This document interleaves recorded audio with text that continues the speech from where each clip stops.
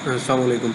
अच्छा जी स्टूडेंट्स, हमारा जो सब्जेक्ट है वो इंजीनियरिंग हाइड्रोलॉजी है। इसमें हम प्रेसिपिटेशन को डिस्कस कर लेते हैं।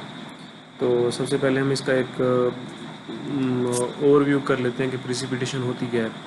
बेसिकली जब भी हमारे पास बारिश होती है या स्नोफॉल होती है या जो हमारे पास थंडरस्टॉर्म होता है या इस तरह की कोई भी चीज़ होती है, तो उसमें जो हमारे पास ज़मीन के ऊपर जो पानी पहुंचता है उसको हम प्रेसिपिटेशन शुमार करते हैं। ठीक है जी। तो उसके फार्मूलाज जो हैं प्रेसिपिटेशन के, और प्रेसिपिटेशन का जो लॉसेस हैं उनकी जो कैलकुलेशन है वो हम जो सप्रामिनिया की बुक उसका चैप्टर नंबर 2 है उसमें वो गिवन है। क्लास में हमने कुछ किए थे, इसको हम फर्दर डिस्कस करते हैं। All the forms of water that reach the earth from the atmosphere is called precipitation. मतलब पानी किसी भी फॉर्म में जब ज़मीन के ऊपर पहुंचता है आसमान से, एटमॉस्फेयर से, उसको हम प्रेसिपिटेशन कहते हैं। The usual forms are snowfall, rainfall, frost, hail, dew. Of all these the first to contribute significant amounts of water. जो हमारे अपना एरिड और सेमी एरिड और ह्यूमिड जोन्स हैं, जो अपना ह्यूमिड जोन्स हैं उनमें स्नोफॉल होती है और रेनफॉल ज़्यादा होती है। रेनफॉल और स्नोफॉल दोनों होती हैं। और जो हमारे सेमी एरिड और एरिड जोन है वहाँ पे स्नोफॉल का तो चांसेस जो हैं वो बहुत कम होते हैं, लेकिन रेनफॉल वहाँ पे ज़्यादा होती है। तो ओवरऑल प्रिसिपिटेशन के हमारे जो मेजर रिसोर्सेज हैं वो स्नोफॉल और रेनफॉल है। बाकी ये जो हेल है, स्लीट है, फ्रॉस्ट है, ड्यू है, ये कम होती है। अच्छा जी, rainfall being the predominant form of precipitation causing stream flow, especially the flood flow in majority of rivers. Thus, in this context, rainfall is used synonymously with the precipitation. हमारे reason में क्योंकि जो है रेनफॉल जो है वो precipitation के लिए एक प्रीडोमिनेंट सब फॉर्म है प्रेसिपिटेशन की, जो मींस हमारे जो सॉइल को मॉइस्चर प्रोवाइड करती है। उसके अलावा हमारे जो रिवर्स हैं उनमें भी जो फ्लड सिचुएशन बनती है, या जो है मतलब रिवर सप्लाई, हमारी जो वाटर सप्लाई है वो मैक्सिमम स्टोरेज तक पहुंचती है जो ओपन चैनल्स में है या जो ओपन स्टोरेजेस है, वो रेनफॉल की वजह से ही है। तो इसलिए हम इसको प्रीडोमिनेंट सोर्स समझते हैं प्रेसिपिटेशन का। अब उसके बाद हम देखते हैं जी, in nature water is present in 3 aggregation states. Solid solid जो फॉर्म होगी वो स्नो और आइस होगी। लिक्विड में प्योर वाटर होगा, उसमें कुछ सॉल्यूशंस हो सकते हैं, उसमें पोल्यूटेंट्स हो सकते हैं, और गैसियस होता है जिसमें वेपर्स होते हैं under different grades of pressure and saturation. The water exist in the atmosphere in these 3 aggregation states. पानी जो है वो एटमॉस्फेयर में इन तीन स्टेट्स में, 3 फॉर्म्स में होता है। इसके अलावा जो प्रिसिपिटेशन की फॉर्म्स हैं वो रेन है, स्नो है, हेल है, ड्रिजल है, ग्लेज है और स्लीट है। ठीक है जी। रेन जो है वो टिपिकल लिक्विड फॉर्म में होती है। स्नो जो है वो अपना इस तरह समझ लें कि वो that lies in between the solid and liquid form.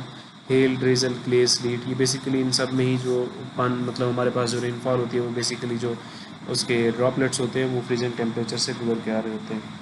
Rain is the precipitation in the form of water drops of size larger than 0.5 millimetre to 6 millimetre. मतलब रेनफॉल में हमारे पास जो पार्टिकल या ड्रॉपलेट्स साइज़ होते हैं उनका जो साइज़ होता है वो वेरी करता है फ्रॉम 0.5 to 6 मिलीमीटर।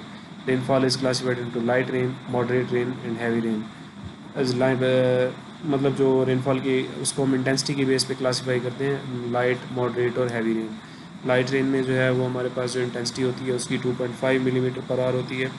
मॉडरेट में हमारी जो है वो 7.5 millimetre per hour rain intensity होती है, और हैवी रेन में 7.5 मिलीमीटर पर आवर होती है। ठीक है जी। लाइट में 2.5, मॉडरेट में 2.5 टू 7.5, और हाई रेन में जो इंटेंसिटी होगी वो हमारी 7.5 मिलीमीटर पर आवर से ज़्यादा होगी। स्नो है, ये भी प्रेसिपिटेशन की एक फॉर्म है। Snow is formed from ice crystal masses which usually combined to form flakes. इसमें फ्लेक्स बनते हैं, वो एंगुलर तरह के हो सकते हैं, समटाइम सर्कुलर भी हो सकते हैं। तो ये स्नो होती है। उसके अलावा हेल है, इसको हम वायलेंट थंडरस्टॉर्म कहते हैं। ठीक है। तो इसमें precipitation in the form of small balls और lumps usually consisting of concentric layers of clear ice and compact snow.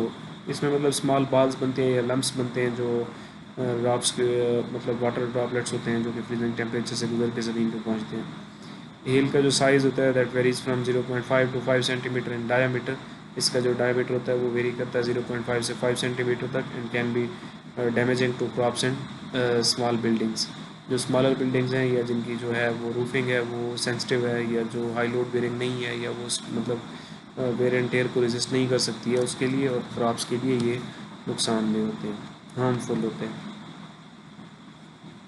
Temporal and spatial variations of rainfall. Rainfall varies greatly both in time and space. With respect to time, temporal variation, and with respect to space, that is a spatial variation.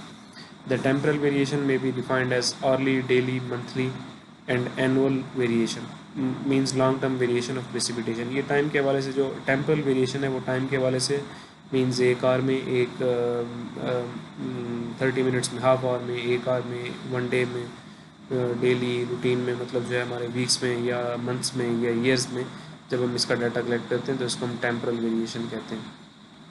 और उसके बाद है हमारे पास temporal variation of rainfall at a particular site. Total rainfall जो amount थी वो 66.17 centimetre है.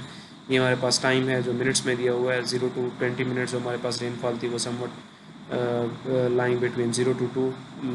This is upper bound of 1 means 1 plus में है ये. फिर 20 to 40 मिनट्स में जो है ये this is nearly about to 0 means datum line के करीब है. फिर 40 से आगे जाके मीन्स 50 में या 45 से 60 तक जो है वो इसकी जो रेनफॉल इंटेंसिटी है वो बढ़ जाती है. वो समवट बिटवीन 5 and 6 है.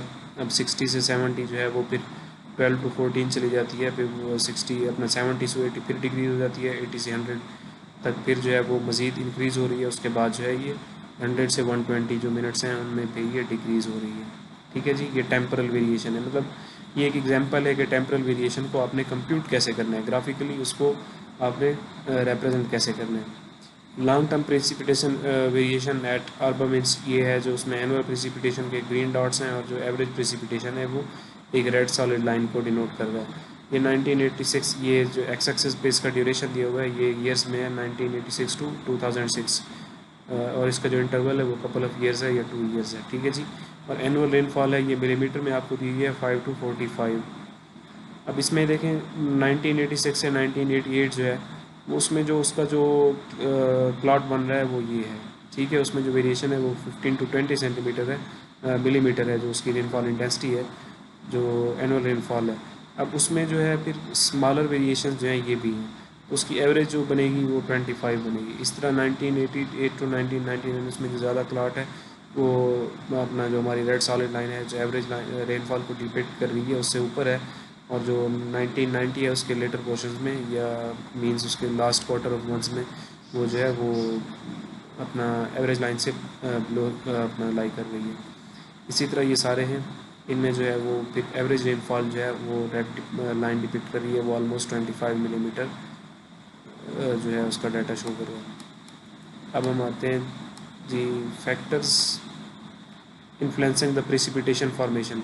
मतलब प्रेसिपिटेशन की जो फॉर्मेशन है जब वो प्रेसिपिटेशन बन रही होती है या ज़मीन पर पहुंच रही है कौन से ऐसे फैक्टर्स हैं जो उसको इम्पैक्ट कर रहे होते हैं. Following 4 conditions are necessary for the production of precipitation. A lifting mechanism to produce the cooling of the air. मतलब एक ऐसा सिस्टम होना चाहिए जिससे जो मतलब उसको एयर है जो हमारी हवा में एटमॉस्फेयर में मौजूद है उसको जो कूल कर सके. Mechanism to produce condensation of water vapours and formation of cloud droplets. एक ऐसा मैकेनिज़्म जो है वो कंडेंसेशन है जो वाटर ड्रॉप्स की वो कर सके ताकि वो जो है अपना ड्रॉपलेट्स की सूरत में वो फिर ज़मीन पे आ सकें किसी जब वो ऑब्स्ट्रक्शन से किसी टकराते हैं या उससे कोलाइड करते हैं. A mechanism to produce growth of cloud droplets to size capable of falling to the ground against the lifting force of air. अब इसमें ऐसा होता है कि बिल्कुल स्मॉल ड्रॉपलेट्स जो हैं वो वाटर के वो हवा में तो चले जाते हैं लेकिन अब ऐसा साइज़ भी तो उसका होना चाहिए कि जिससे वो जब ऑब्स्ट्रक्शन से उसका कोलिजन होगा तो वो ज़मीन पर भी आ सके. वरना तो वो जो अगर वो जो ड्रॉपलेट्स हैं वाटर के अगर वो बिल्कुल टाइनी से होंगे या बिल्कुल उनका साइज़ होगा वो माइन्यूट सा होगा तो उससे फिर क्या होगा वो हवा में ही मुअल्लक़ रह सकते हैं. अब उसके बाद है mechanism to produce sufficient accumulation of moisture to account for observed heavy rainfalls. अब हैवी रेनफॉल रेट्स के लिए फिर हमें ज़्यादा एक क्वांटिटी चाहिए पानी की एटमॉस्फेयर में या जो ड्रॉपलेट्स हैं उनके लिए उसकी ज़्यादा क्वांटिटी चाहिए. तो उसमें यही है फिर हमारे एटमॉस्फेयर में सफिशेंट एक्यूमुलेशन होगी तो हैवी रेनफॉल्स होंगी वरना नहीं होगी. अब हम इसको देखते हैं. ये हमारे पास आल्टीट्यूड है और ये हमारे पास टेम्परेचर है. ये जैसे जैसे टेम्परेचर आल्टीट्यूड के साथ साथ ये टेम्परेचर का रिलेशन है. तो इसमें जो है ये थर्मोस्फेयर है ये जो लाइट ग्रीन सा रीजन है और ये फिर मेसोपॉज है और ये मेसोस्फेयर है. ये स्ट्रेटोपॉज है स्ट्रेटोस्फेयर है. ट्रोपोपॉज है ट्रोपोस्फेयर है. ये मुख्तलिफ पॉज रीजन्स हैं जिनमें ये टेम्परेचर जो है वो उसको शो कर रहा है. अल्टीट्यूड के साथ साथ टेम्परेचर कैसे चेंज होगा.